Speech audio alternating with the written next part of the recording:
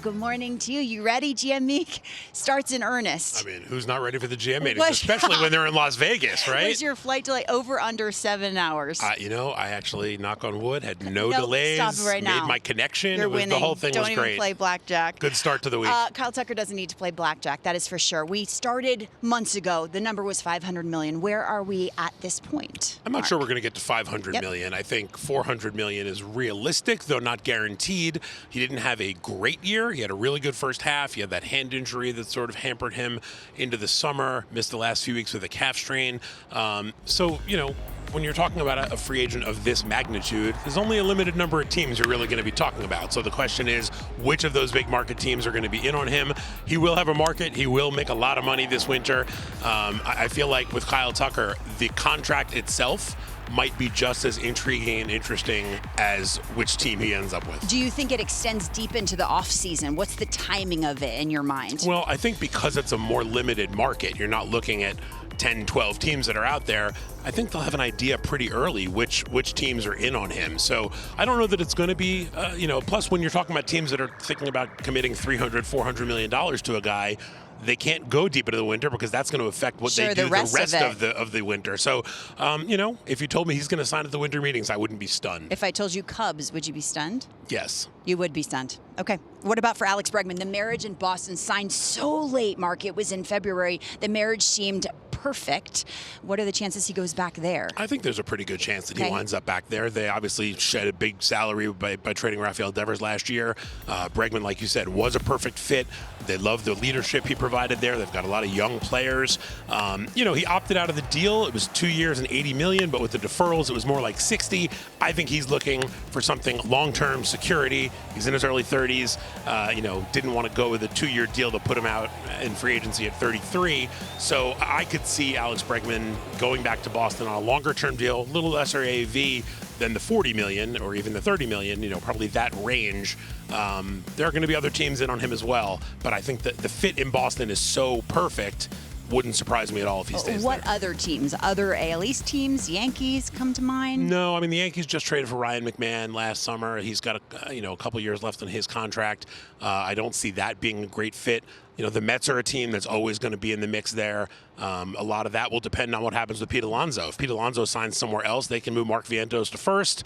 Maybe Brett Beatty goes to second. That opens up third base for Bregman. So I think the Mets are a team to watch if Pete Alonso doesn't return to New York. To your point of the timing of the big name free agents, Craig Breslow, I'm sure, is on it in Boston. You're here for the GM meetings. 3 new president of baseball ops, although hardly new to the game, just new to their respective teams. What does this week look like for them? Well, each of them have a very different situation, right? Chaim Bloom in St. Louis has been with the team for a couple of years as an advisor to John Mozeliak, so he's very familiar with the inner workings of their team. He's been helping sort of mold where they're headed.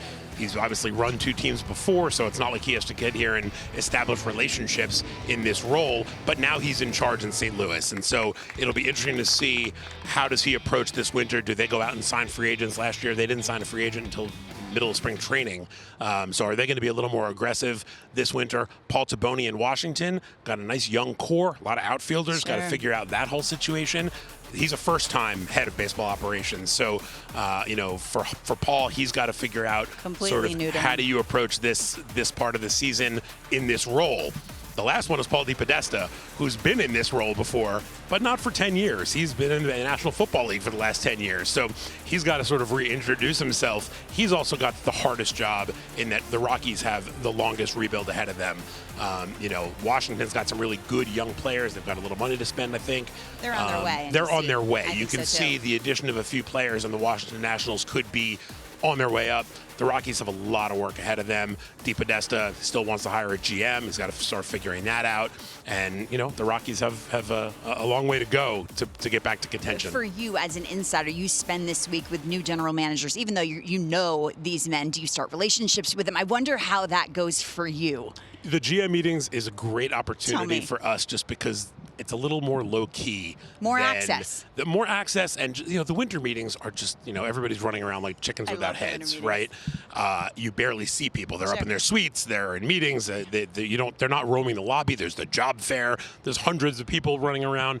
The GM meetings are a little more low key. Although I don't know if Vegas can really be considered low key at all, because you're looking for people while you're watching people play blackjack. Sure.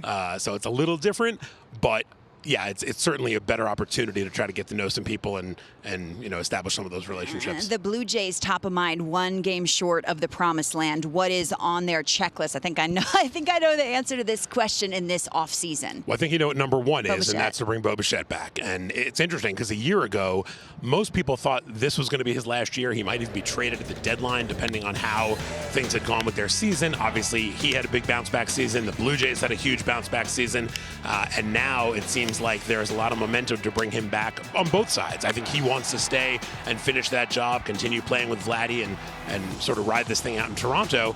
But we'll see what the check looks like at the end of the day, because that's going to probably determine whether Bichette returns. They also have to figure out some stuff in their rotation. Chris Bassett's a free agent. Max Scherzer's a free agent.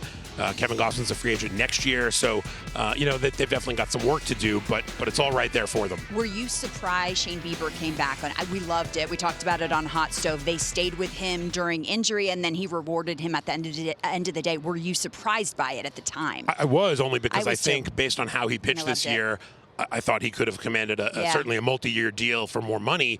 But, going to the World Series, there's something to be said for that. And I think he felt very comfortable there. He liked it there and really sees that this is a chance to go and finish that job next year. So, yeah, it's always encouraging to see that kind of thing happen. Do you think Bichette, seeing a country united like that and that team perform on the biggest stage like that, changes how he feels, makes him feel a certain way, Mark? Yeah, I think he wants to go back to Toronto if all things are equal.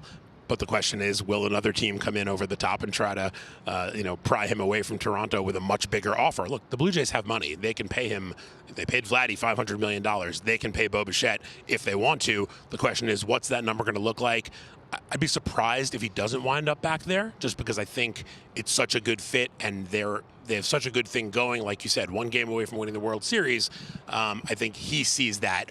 If they hadn't gotten to the playoffs this year, or if they had been a first-round exit again, they'd never won a playoff game with Bo and Vladdy before this year, things might have been different. But the fact that they got as close as they did, I think Bichette looks at it and says, this is not only the place I'm comfortable and happy, but this is the place where we can win the World Series. What will the Giants do? I was listening to MLB Network radio the other day, and they made a good point. They're not getting Tony Vitello and Buster Posey kind of making all these moves, the mastermind of it all, to not go for it. What do you think they're off? It's an interesting offseason, I think. What do you think? I think pitching is going to be the priority. They've got, they brought in Devers last year. They have some bats there, but they do need some help in the rotation beyond their top couple guys. I don't think they're going to go for the top level pitchers on the free agent market, because that's not something they've traditionally done. They don't like to take that risk, knowing the kind of injuries that pitchers can incur.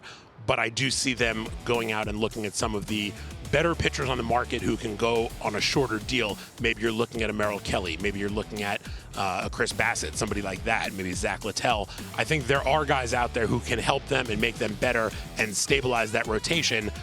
They're in a very tough division with the Dodgers, with the Padres. The Diamondbacks are going to be back this year. So they've got some work to do, but I think that it's doable.